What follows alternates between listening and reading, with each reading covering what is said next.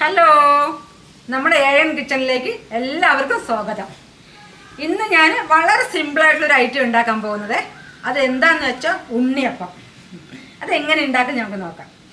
ഞാൻ 2 മണിക്കൂർ മുൻപ് 2 ഗ്ലാസ് പച്ചരി വെള്ളത്തിലിട്ട് പൊതിർത്തി എടുത്തിട്ടുണ്ട്. അത് വെള്ളമില്ലാതെ ഞാൻ വാരി വെച്ചിട്ടുണ്ട്. അതിലേക്ക് 2 പഴം, പിന്നെ 3 ശർക്കര പൊടിച്ചു വെച്ചിട്ടുണ്ട്. ഇത് നമ്മൾക്ക് കാച്ചിയെടുക്കാം.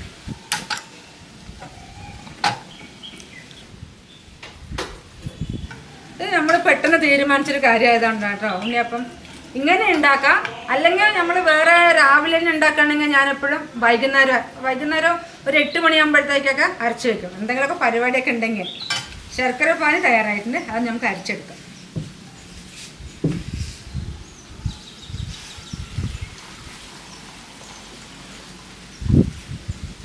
ഉണ്ണിയപ്പത്തിലുള്ള അരി അരച്ചെടുക്കാം നമുക്ക്. തീരെ വെള്ളമില്ലാതെ വാരി വെച്ചതാണ് കേട്ടോ. കാരണം ശർക്കര പാനി ഒഴിക്കുമ്പോഴത്തേക്കും വെള്ളം കൂടാനും പാടില്ലല്ലോ. ഉരുക്കി വെച്ച് ശർക്കര ഒഴിച്ചു കൊടുക്കുന്നുണ്ട്.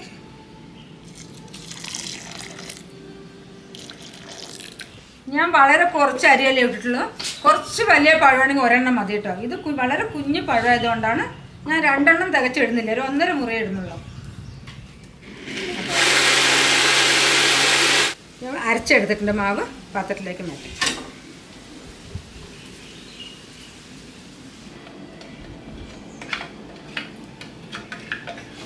ഇതൊരു പരുവത്തിൽ അരച്ചെടുത്തിരിക്കുന്നത്. തരിയുണ്ട് കേട്ടോ. മുഴുവൻ നല്ല പോലെ അരയാൻ പാടില്ലല്ലോ. അല്പം തരിയോടുകൂടി അരച്ചെടുത്തിട്ടുണ്ട്. ഇതിലേക്ക് തേങ്ങാക്കൊത്ത് നെയ്യിൽ വറുത്തിടാം.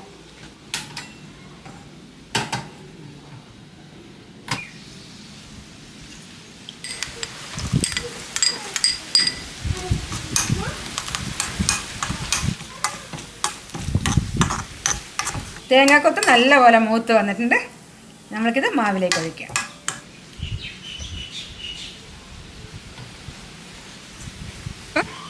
ഏലക്ക പൊടിച്ച് വെച്ചാണ്.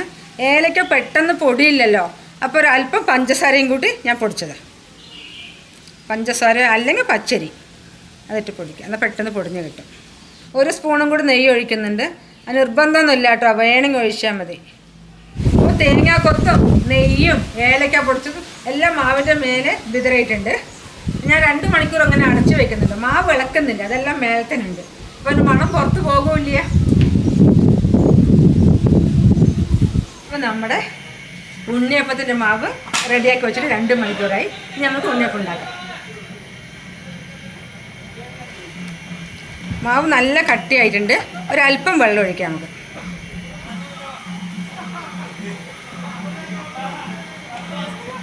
ഉണ്ണിയപ്പം ഉണ്ടാക്കും കല്ലെടുപ്പത്ത് വയ്ക്കാം. കല്ല് നല്ലപോലെ ചൂടായിട്ടുണ്ട്. നമുക്ക് എണ്ണ ഒഴിക്കാം. എണ്ണ ഫ്രിഡ്ജിൽ വെച്ചതാണ്. കുറേ വെളിച്ചെണ്ണ കട്ടിയായിപ്പോയി.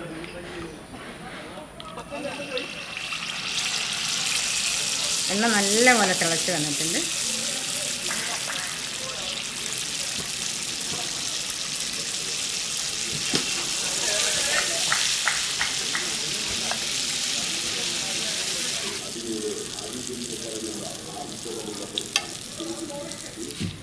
നല്ല പോലെ പൊന്തി വന്നിട്ടുണ്ട്. അതിനാണ് നമ്മൾ മാവ് അരച്ചിട്ട് 2 മണിക്കൂർ ഒന്ന് സെറ്റാകാൻ വേണ്ടി വെച്ചത്. കോരി എടുക്കുന്നുണ്ട്.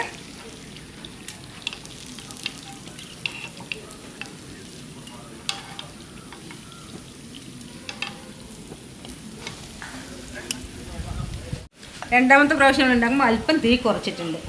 എണ്ണ നല്ലപോലെ ചൂടായിട്ടുണ്ടല്ലോ.